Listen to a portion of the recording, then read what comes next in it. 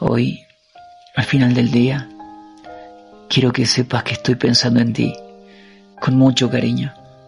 Espero que al cerrar los ojos sientas paz y que si hay algo que te preocupa, se disuelva con el descanso.